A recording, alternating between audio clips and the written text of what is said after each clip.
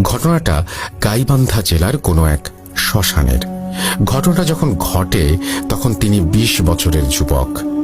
অদম্য উচ্ছ্বাস নিয়ে তিনি সহ আরো ২ বন্ধু পুরো এলাকা চষে বেড়ান। ঘটনা ঘটে এমনই এক জুলাই মাসে। চারিদিকে ফাঁকা ফসলি জমি, ছোট্ট একটা নদী বুক চিরে বয়ে চলেছে। সেই নদীর ছোট একটা নালার পাশেই বিশাল এক বটগাছ, যার নিচে দিনেও অন্ধকারাচ্ছন্ন। নালার ওপরে ছোট একটা ব্রিজ, তার পাশেই সেই বটগাছ, আর গাছের পাশেই শ্মশান। গাছের নিচে হিন্দু ধর্মের কিছু মূর্তি রাখা, সেগুলো বাঁশের বেড়া দেওয়া। তবে কিছু মূর্তি দেখে মনে হয় অনেক বছরের পুরনো এবং কিছু অংশ ভেঙেও গেছে। আর গাছের চারপাশের মাটিতে সিঁদুর ছিটানো। তার ভাষ্যমতে তার জন্মের পর থেকে এই গাছ এমনই দেখে আসছে। গাছের ডাল থেকে শিকড়ের মতো লতা ঝুলে পড়েছে রাস্তায়। নিচ দিয়ে হেঁটে গেলে সেই শিকড় মাথার সাথে লাগে। তারপরেও কেউ তা কাটে না। কথিত আছে কোনো এক লোক এই গাছের একটা ডাল কাটে, তখন সেই কাটা অংশ দিয়ে কয়েক ফোঁটা তাজা রক্ত বের হয়। এরপরে সেই লোক নাক মুখ দিয়ে রক্ত বের হয়ে মারা যান। তখন থেকে এই গাছের ডাল ভেঙে পড়ে থাকলেও কেউ নিয়ে যায় না, ওখানেই পচে মাটিতে মিশে যায়। আশেপাশের 1 কিলোমিটারের মাঝে কোনো বাড়ি নেই।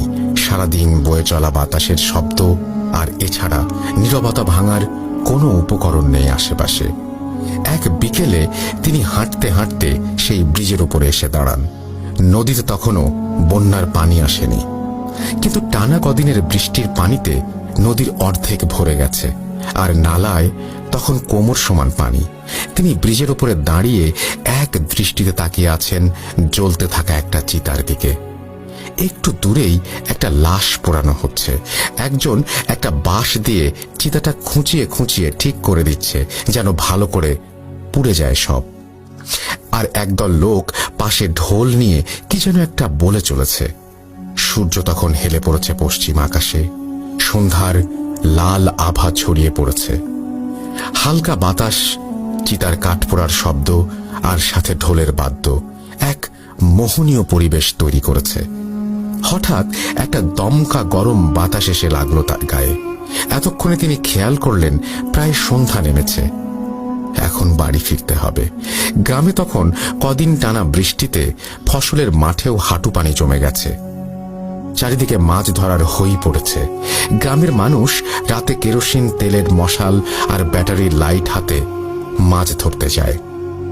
মাছ ধরার নেশা তার সহ বাকি বন্ধুর একেবারেই কম না। 3 জন প্রায় প্রতিদিন মাছ ধরতে যায় রাতে। বাড়ির পাশে রাতে বের হলেই দেখা যায় মাঠের হাঁটু পানিতে অনেক মানুষ মাছ ধরছে। কেউ গুনগুন করে গান করছে তার সাথে। চারিদিকে একটু পর পর শুধু আলো। ক্যাটা দিয়ে তারা 3 বন্ধু মিলে কই, টাকি সহ অনেক মাছ ধরে প্রতি রাতে। কদিন পরে এক গ্রাম্য আড্ডায় তারা জানতে পারল নালার ওদিকে জমির অনেক মাছ নেমে গেছে। নালায় তাই প্রচুর মাছ পাওয়া যাচ্ছে। মাছ বেশি পাওয়ার আরো বড় কারণ হলো ওদিকে সেই গাছ আর শ্মশানের কারণে কেউ মাছ ধরতে চায় না। তারা 3 বন্ধু মিলে সিদ্ধান্ত নিল আজ রাতে তারা ওখানে যাবে মুঠো জাল নিয়ে মাছ ধরতে। রাতে খাওয়া শেষ করে কথা মতো 3 জন বাড়ি থেকে রওনা হয় এবং সেই বটগাছের নালার দিকে যায়। তারা 2 জন মুঠো জাল আর একজন ক্যাটা নিয়েছিল। সেখানে যখন তারা পৌঁছায় তখন রাত প্রায় 9টার কাছাকাছি। আশেপাশের জমিতে কোনো লাইট নেই, কোনো কোলাহল নেই, শুধু বাতাসের ঝাপটায় বটগাছের পাতার শব্দ ভেসে আসছে। তারা গাছ থেকে প্রায় 20 হাত দূরে মাছ ধরা শুরু করে। 3 জন মিলে 2-3টা ব্যাটারি লাইট তাদের কাছে। কথা মতো মাছ পাচ্ছেও তারা অনেক। 3 জনেই খুব খুশি। মানুষ ভয়ে এদিকে আসে না, তাই সব মাছ এদিকে জমে আছে। প্রতিবার জালে প্রায় অনেক পরিমাণ মাছ ধরা পড়ছে। তারা নিজেদের মাঝে বলাবলি করছে এখন থেকে প্রতিদিন এখানে আসতে হবে মাছ ধরতে। তারা মাছ ধরছে আর বটগাছের দিকে এগিয়ে আসছে। মনে হচ্ছে ওদিকে আরো বেশি মাছ উঠছে জালে। তারা ব্রিজটা তখন পার করেছে। সামনে লাইট ধরতেই দেখলো একটা বাঁশ পুঁতে রাখা হাঁটু পানিতে তার মাথায় ছোট একটা লাল কাপড় টুকরো করে বাঁধা, সেটা বাতাসে উড়ছে। তার পাশে নালার মাটিতে অনেকগুলো পোড়া কয়লা পড়ে আছে। মমিন চাচার মনে পড়ল কদিন আগে ঠিক এখানেই সন্ধ্যায় একটা লাশ পোড়াতে দেখেছেন তিনি।